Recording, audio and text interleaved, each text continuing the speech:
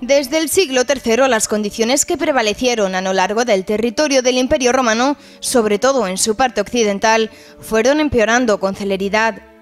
A la anarquía política se le unió un declive económico cada vez más acentuado y para la época de Diocleciano ya se observaba un proceso de ruralización, de abandono de las ciudades y de veloz desaparición de las rutas comerciales. El cese de las conquistas desde ese siglo III impedía que siguieran afluyendo los esclavos, como hasta el momento había sucedido, lo que resultaba particularmente grave en una economía que, como la romana, se apoyaba en el esclavismo.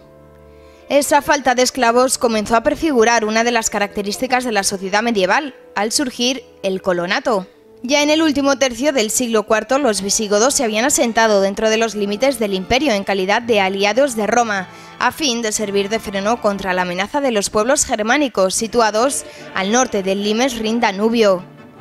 En el caso de Hispania, en poco tiempo se convirtieron en los dueños de la península, ante la ausencia de autoridad propiamente romana, actuando como árbitros de la situación.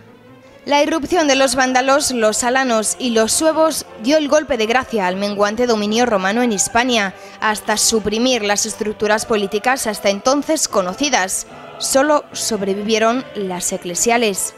Los alanos constituían uno de los principales grupos entre los que habían traspasado la frontera del Rin a comienzos del siglo V. Se trataba de un grupo poco numeroso, de lo que muchos habían quedado en la Galia, de modo que es posible que los que llegaran hasta Hispania no pasasen de los 30.000 individuos. Son poco conocidos, pero se trataba de un pueblo que vivía para la guerra y que profesaba un paganismo místico que incluía las artes de la adivinación.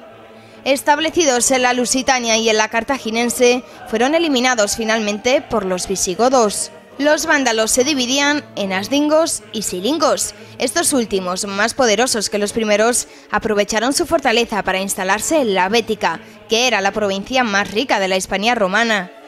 Solo se asentaron en Hispania durante 20 años, los que van de 409 a 429, hasta que cruzaron el estrecho de Gibraltar, empujados por los visigodos, y establecieron un potente reino en el norte de África que dominaría el Mediterráneo occidental durante un tiempo, llegando hasta el saqueo de Roma. Los vándalos asdingos les seguirían, e incluso un pequeño contingente de alanos. Vándalos, alanos, suevos y visigodos componen los pueblos de la era de las migraciones, asentados sobre la Hispania romana debido a la debilidad de esta.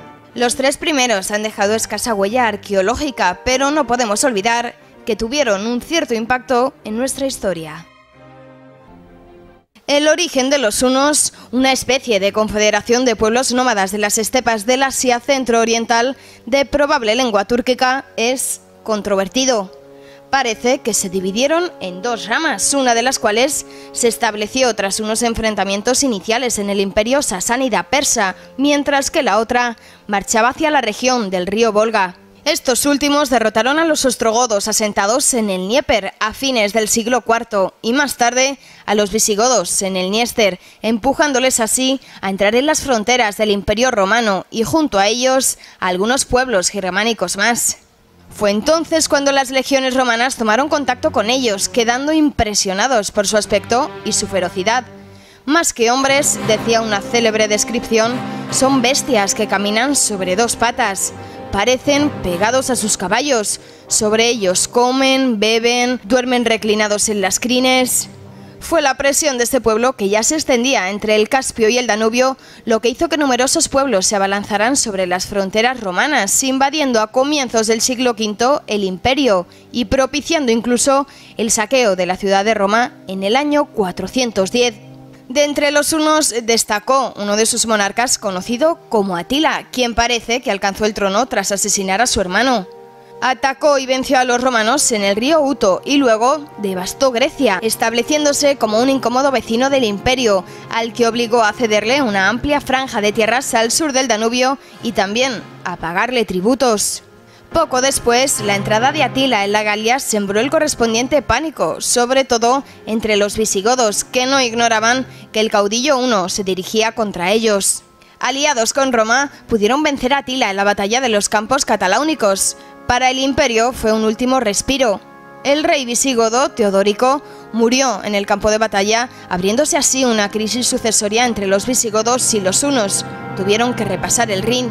Atila invadió Italia al año siguiente, en 452, devastando y aterrorizando buena parte de la península, hasta alcanzar las afueras de la propia Roma. El Papa León I les salió al encuentro y logró, aunque no se sabe muy bien cómo, que respetara la ciudad. Los hunos, diezmados por la larga campaña y por la peste, optaron por dirigirse entonces hacia el Imperio de Oriente, cuyo nuevo emperador, Marciano, había dejado de pagarles tributos. Presto a lanzarse sobre él, murió sin embargo el jefe I en su noche de bodas, en el año 453, cuando contaba con 58 años de edad. Al año siguiente, su hijo Ela, que era derrotado por una conjunción de pueblos, y el Imperio I desaparecía como entidad política de importancia, desvaneciéndose con la misma rapidez con la que había surgido.